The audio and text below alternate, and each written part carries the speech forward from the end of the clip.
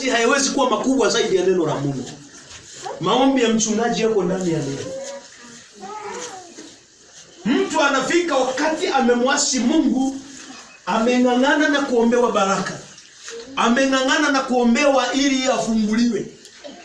Kuna vifungo ambavyo vitaondoka, ila vinahitaji huyu mtu arudi kwenye mstari. Ulikuwa ni mtu mwenye spidi sana katika kumtumikia Mungu, umerudi nyuma. Lakini maombi unayotegemea ni ya kubarikiwa. Hayo sio maombi yatakayokusaidia. Maombi ya kwako wewe ni maombi ya kumomba Mungu ili akurudishe kwenye nafasi yako. Ni maombi ya Mungu ili akusaidie, atume msaada ili wewe ufike pale Mungu anapokusudia. Lakini kwa hali hiyo hiyo tutakuona mwezi mmoja, tutakuona miezi miwili, baada ya miezi 6 tutakuona tu. Tutakuona miezi 6, baada ya mwaka mmoja hatutakuona. Kwa sababu kuna viroho viko bila.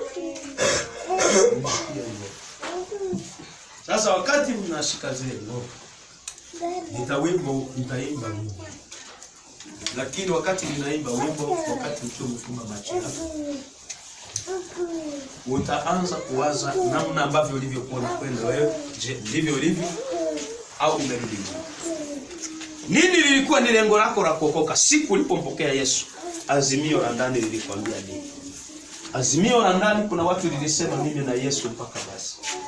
Lakini leo ile azimio umeachana nalo. Umefika wakati umemuona Yesu kwa wewe. Azimio la ndani lilikwambia mimi nimetumikia dunia, nimefika mwisho. Huu ni wakati wa kuyasalimisha maisha yangu kwa Bwana. Lakini ile azimio limepotea. Umefika